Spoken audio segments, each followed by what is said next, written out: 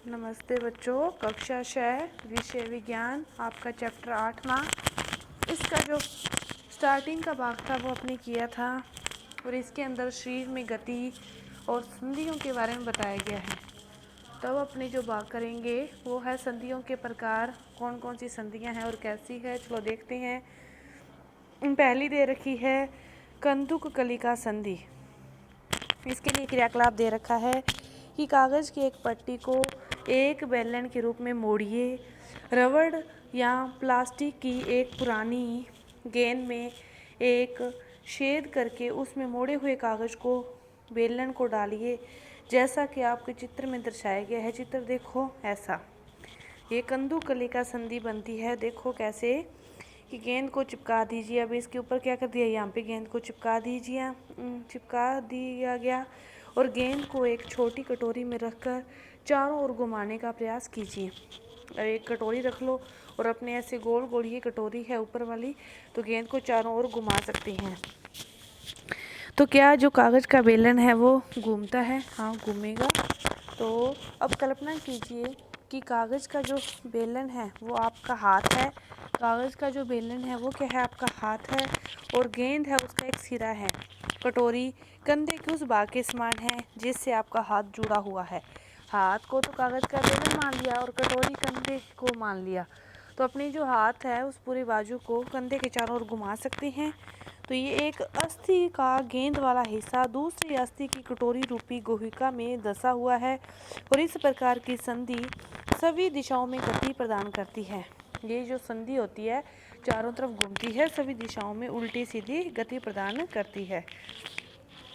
तो देखो इसका कोई अन्य उदाहरण ले सकते हैं और इस अनुभाग प्रारंभ में शरीर के भागों को हमारे द्वारा दी गई गतियों का स्मरण कीजिए।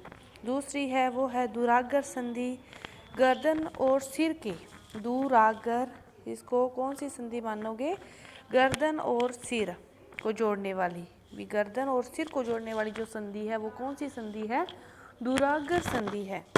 इसके द्वारा शरीर सिर को आगे पीछे और दाएं बाएं घुमा सकते हैं, चारों तरफ नहीं घुमा सकते। दुराग्र संधि में अपने चारों तरफ नहीं घुमा सकते, आगे पीछे और बाएं दाएं ही घुमा सकते हैं और इन गतियों को करने का प्रयास कर सकते हैं। यह गति हमारे हाथ की गति से किस प्रकार भिन्न है, क्योंकि वो तो क्या है, चारों तरफ वर्ताकार रूप में अपना जो हाथ है वो घूम सकता है, लेकिन ये चारों तरफ नहीं घूम सकती, ये तो आगे पीछे और बाएं दाएं ही घूम सकती है। इस प्रकार ये दोनों भिन्न है। तीसरी जो संधि है वो है हिंज संधि। घर के किसी दरवाजे को बार बार खोलिए और बंद कीजिए। इसके कब्जों को ध्यानपूर्वक देखेंगे तो ये दरवाजे को आगे और पीछे की ओर खुलने देता है। देखो अपने घर का किसी भी दरवाजे को खोलते हैं तो एक सीमा तक ही खोल सकते हैं, उसके आगे बाहर नहीं कर सकते, और अंदर भी दीवार के साथ अटैच हो जाता है, उसके बाद वो अंदर भी नहीं जा सकता। मतलब एक निश्चित सीमा है, उसी के अंदर वो आगे पीछे होता रहता है। तो ऐसी ही संधि है वो है हिंज संधि। तो इसके लिए क्रियाकलाप 3 दे रखा है आपको। तो क्या करो कि कब्जे की गति को देखने के लिए आप क्या करो कि एक जैसे ये ले लिया सिलेंडर और इसके ऊपर ये 2 छोटी पेंसिल या कुछ और टुकड़े लगा दिए, कैसे भी करके। तो ये इनकी जो गति होगी वो इसी के चारों तरफ ही, यहाँ से आगे नहीं होगी। तो ये यहीं से जाने का ही प्रयास करेंगे, आगे नहीं जाने का प्रयास करेंगे। जो हिंज संधि है वो फिर कौन सी संधि है? घुटने और टखने की जो संधि है, ये वाली जो होती है अपने घुटने के पास, वो होती है हिंज संधि। तो देखो हिंज एक दिशा में ही होता है, कोहनी और में हिंज संधि होती है। कोहनी और इसके अंदर कंधे से भाग और हाथ वाले भाग के अंदर के बीच का जो जोड़ है उसे भी हिंज संधि, और घुटने को लिए भी हिंज संधि होती है। जो अपने पैर है उसको अपने बाहर की तरफ नहीं मोड़ सकते, अंदर की तरफ ही मोड़ सकते हैं, और वो भी उतना ही मोड़ सकते हैं, उसके एक्स्ट्रा नहीं मोड़ सकते। तो हिंज संधि आप समझ गए होगी। दुराग्र संधि होती है वो सिर और गर्दन के बीच में होती है। कंदुक कलिका वो हाथ वाली आगे। तीसरी हिंज संधि घुटने और कोहनी की जो संधि है, मतलब एक ही दिशा में होती है, वो कौन सी संधि? हिंज संधि। इसके बाद अचल संधि। हमारे सिर की अस्थियों के बीच की कुछ संधियां उन संधियों से भिन्न है जिनकी चर्चा हमने अब तक की है। ये संधियां इन संधियों पर हिल नहीं सकती। ऐसी संधियों को क्या कहते हैं? अचल संधि। हिल नहीं सकती। जब आप अपना मुंह खोलते हैं तो आप अपने निचले जबड़े को सिर से दूर ले जाते हैं। अब अपने ऊपरी जबड़े को हिलाने का प्रयास करेंगे तो क्या आप इसे गति दे पाते हैं? जबड़े व कपाल की जो मध्य संधि होती है वो कौन सी संधि होती है? अचल संधि होती है।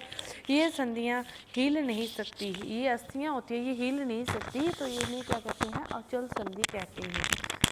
4 प्रकार की अस्थियाँ, तो जो दुरागर होगी थी वो सिर वाली होगी थी, कंदुकलिका वो कोहनी वाली बाजू वाली कंधे के साथ, और जो तीसरी थी वो हिंज संधि, और चौथी अचल संधि। तो इनके बारे में आपको पता चल गया होगा कौन सी संधि कहाँ पे है।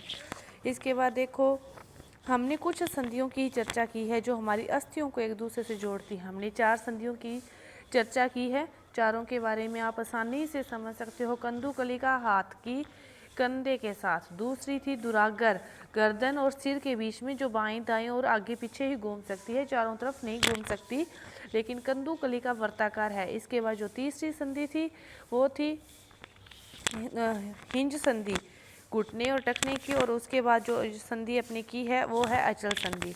तो देखो, हमारे शरीर के विभिन्न अंगों को विभिन्न आकृति कौन प्रदान करता है? यदि आप एक गुड़िया बनाना चाहते हैं तो आप पहले क्या बनाएंगे? संभवतः गुड़िया को आकृति प्रदान करने के लिए आप क्या करोगे? एक ढांचा तैयार करोगे। और हम ऐसा नहीं करेंगे, क्या आप ऐसा नहीं करेंगे? करेंगे, तो गुड़िया को ढांचा तो देंगे ही। तो हमारे शरीर की भी जो सभी अस्थियां हैं वो एक सुंदर आकृति प्रदान करने के लिए किसका निर्माण करती है? एक ढांचे का निर्माण करती है, और इसे क्या कहते हैं? कंकाल कहते हैं। इस ढांचे को क्या कहते हैं? कंकाल कहते हैं। हम कैसे जानते हैं कि यह मानव कंकाल की आकृति है? हम शरीर की विभिन्न अस्थियों की आकृति के विषय में किस प्रकार जान पाते हैं? और शरीर के कुछ अंगों में जो मौजूद अस्थियां हैं उनकी संख्या, आकृति के बारे में हमें तब पता चलता है जब हम क्या करते हैं? एक्सरे चित्र का अनुभव करते हैं। एक्सरे चित्र किसी भी, आपने बाघ का किसी का भी देखा होगा, फेफड़े का या किसी अन्य बाघ का, तो उसमें आपको इन अस्थियों के बारे में और इस कंकाल के बारे में पता चलता है। हम उसका अनुभव कर सकते हैं, और उसके बारे में अपने ज़्यादा ज्ञान करने के लिए अपने अगली वीडियो में पढ़ेंगे कि मानव कंकाल क्या है। धन्यवाद।